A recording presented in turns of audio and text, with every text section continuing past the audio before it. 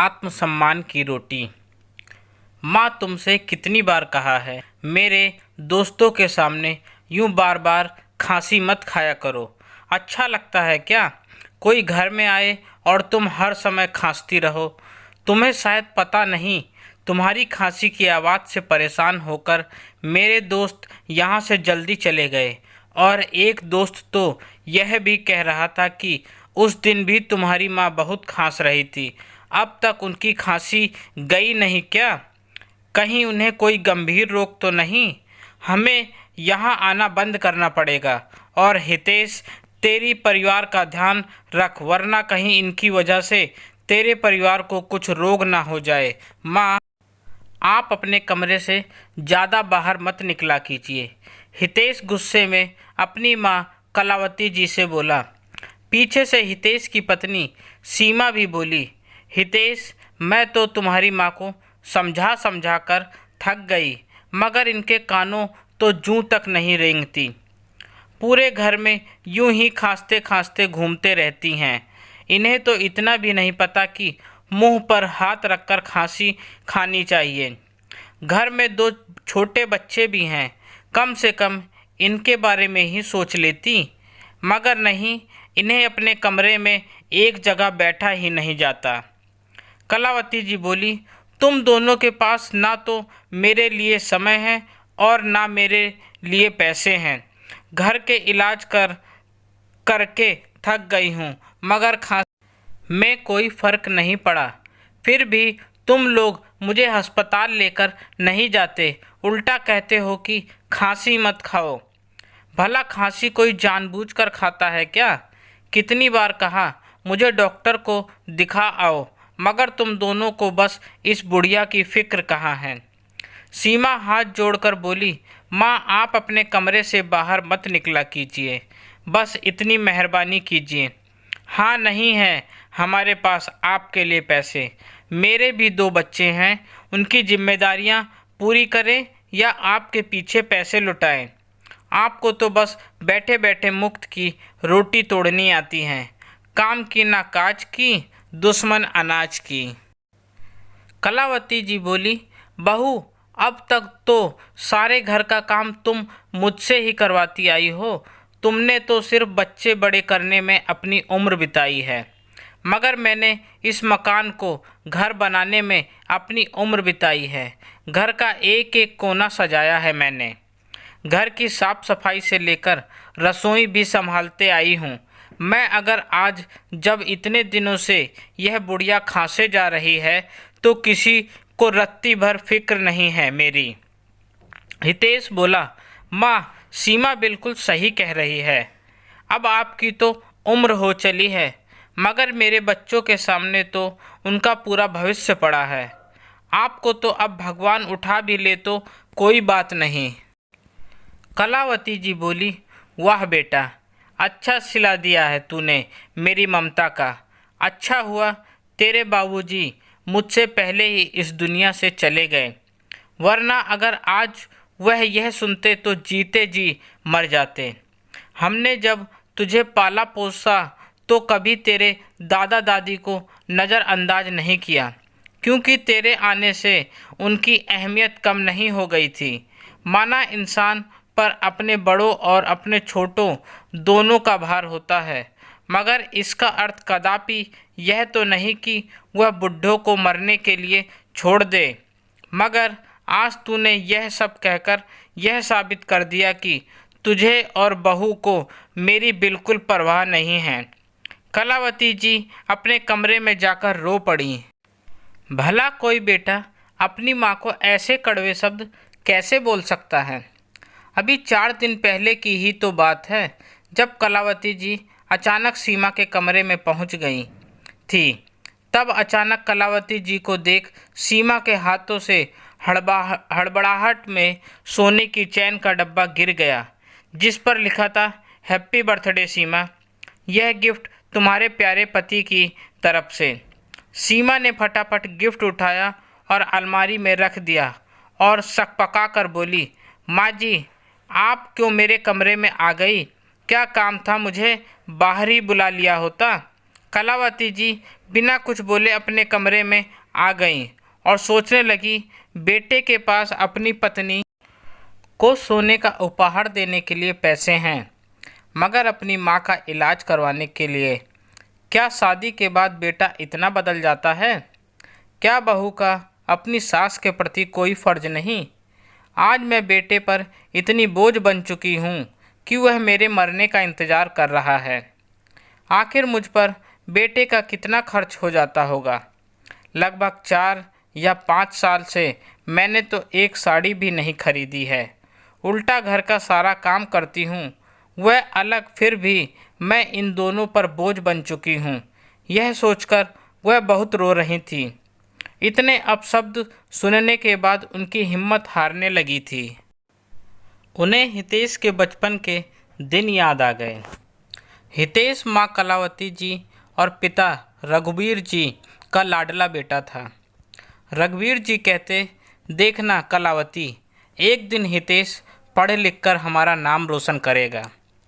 हितेश केवल 10 वर्ष का था और रघुवीर जी का निधन हो गया, मगर कलावती जी ने सिलाई कढ़ाई का काम कर हितेश की पढ़ाई पूरी करवाई।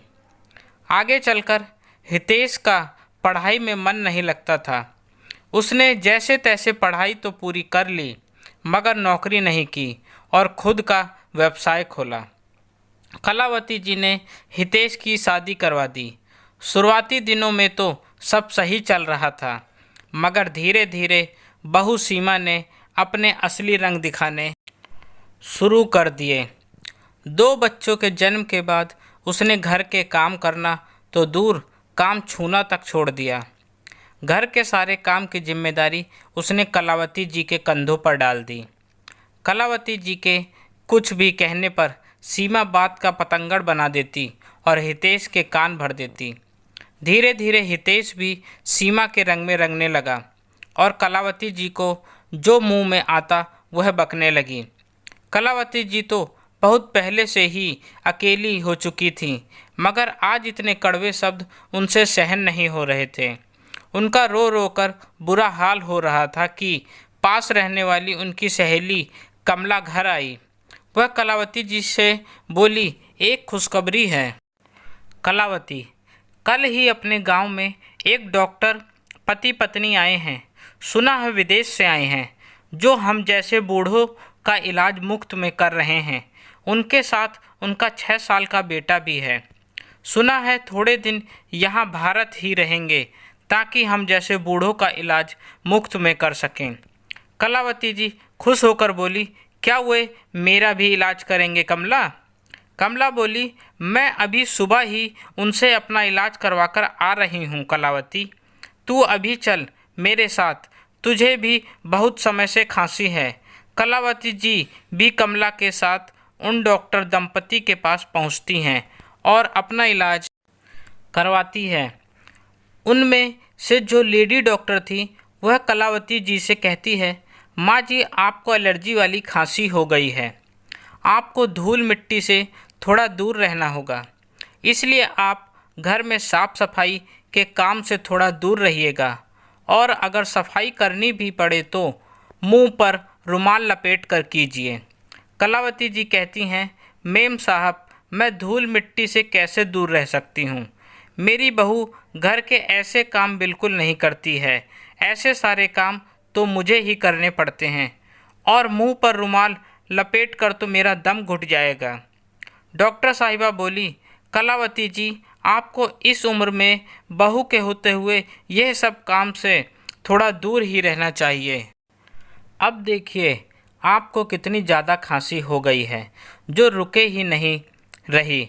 फ़िलहाल मैंने आपको दवाइयाँ दे दी हैं, मगर आपको 1 हफ्ता रोज़ यूं ही मेरे पास आना पड़ेगा ताकि मैं आप में हो रहे बदलाव को देख पाऊँ। आप शायद जानती नहीं, 1 महीने से ऊपर की खांसी जानलेवा भी हो सकती है। कलावती जी बोली, डॉक्टर साहिबा वैसे भी जान की किसको पड़ी है, मेरी जान अगर चली भी गई तो मेरी परवाह करने वाला इस दुनिया में है ही कौन। खांस कर बुरा हाल हो गया था, इसलिए आ गई इलाज करवाने, वरना अपने आप से लगाव तो कब का ख़त्म हो चुका है। लेडी डॉक्टर को कलावती जी की बातों से आभास हो चला कि वे बहुत दुखी हैं। कलावती जी अब रोज़ उनके पास जाने लगी। बातों बातों में पता चला कि उन डॉक्टर साहिबा का नाम रीमा है और वे दोनों पति पत्नी यहाँ गांव में थोड़े दिनों समाज सेवा करके वापस अमेरिका लौट जाएंगे। कलावती जी की रीमा से अच्छी दोस्ती हो गई थी। उनकी खांसी में भी आराम पड़ गया था। रीमा प्यार से कलावती जी को बा नाम से संबोधित करती। कलावती जी डॉक्टर रीमा के बेटे वरुण को भी खूब प्यार करती और कभी कभी उसके लिए घर से कुछ कुछ पकवान बनाकर भी लाती जो वरुण को बहुत पसंद आते। कलावती जी ने भी डॉक्टर रीमा को सब कुछ बता दिया था कि उनके बेटे बहू उनसे कैसा व्यवहार करते हैं। कलावती जी बोली, रीमा जी, यदि आप न होती तो मैं शायद एक कमरे में हमेशा के लिए बंद हो जाती, क्योंकि मेरे पास बिल्कुल पैसे नहीं हैं और मेरे बेटा बहू तो मुझ पर चवन्नी भी खर्च करना नहीं चाहते। रीमा बोली, माँ जी, ऐसे बेटे बहू को तो आपको सबक ज़रूर सिखाना चाहिए।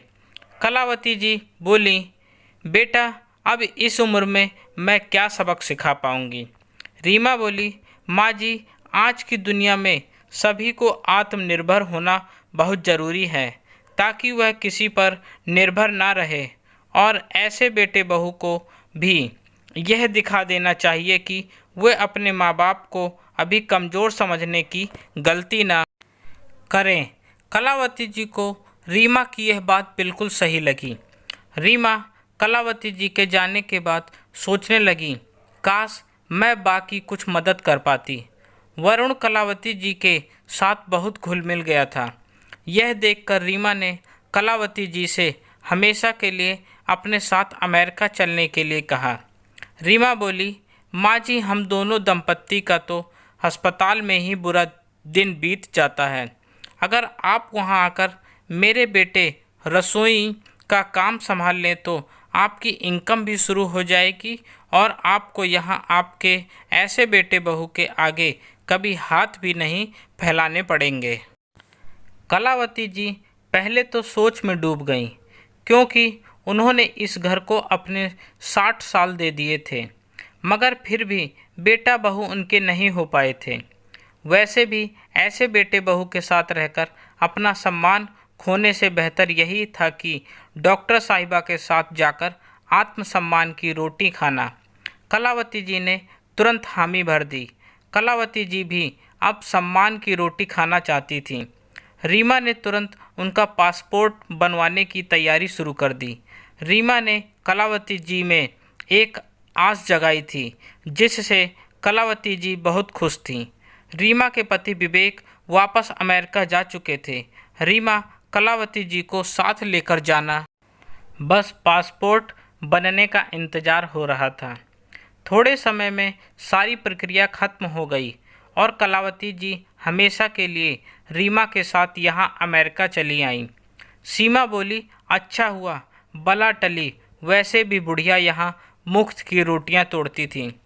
कलावती जी अमेरिका जाकर वहाँ रच बस गईं। पूरे दिन वरुण और रसोई संभालती और बदले में पैसे और सम्मान दोनों पाती। कलावती जी के खुद के बेटे बहू ने कभी उसकी खबर तक नहीं ली, मगर यहाँ दोनों डॉक्टर पति पत्नी ने कलावती जी को माँ की तरह सम्मान दिया। रीमा ने कलावती जी को अपनी माँ जैसा प्यार दिया। यहाँ आकर कलावती जी ने भी कभी अपने स्वार्थी बेटे और बहू को याद नहीं किया। लगभग 15 वर्ष हो गए कलावती जी को अमेरिका में कि एक दिन अचानक उनके बेटे हितेश का उन पर फ़ोन आया और वह रोते हुए बोला, माँ, तुम्हारी बहू सीमा को ब्लड कैंसर हो गया है और मैं बहुत मुसीबत में हूँ। शायद हमने जो बुरा हर पल तिरस्कार किया यह उसी की सज़ा है। माँ, मुझे माफ़ कर दो। कलावती जी इतने सालों बाद बेटे की आवाज़ सुनकर कुछ देर तो कुछ बोली ही नहीं, मगर माँ कब तक अपने बेटे से नाराज़ रह सकती है। वह बोली, मेरे बचाए पैसों में से कुछ पैसे मैं तुझे भिजवा दूंगी ताकि तू सीमा का अच्छे से इलाज करवा पाए। हितेश बोला, माँ बहुत मेहरबानी होगी आपकी। कलावती जी फ़ोन रखकर सोचने लगी। इतने सालों बाद बेटे का फ़ोन आया, वह भी ज़रूरत के लिए। खैर उन्होंने रीमा से कहकर अपने अकाउंट से 3 लाख रुपए निकलवाए जो उन्होंने जमा कर रखे थे और भारत अपने बेटे को भिजवाए। सीमा का इलाज उन्हीं पैसों से करवाया गया जो हितेश और सीमा कभी अपनी माँ को सम्मान न दे पाए, आज उन्हीं के कमाए पैसों से अपना काम करवा पाए।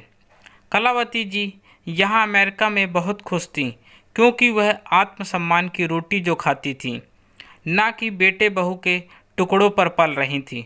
उन्होंने कभी नहीं सोचा था कि जिंदगी उन्हें नया मौका देगी।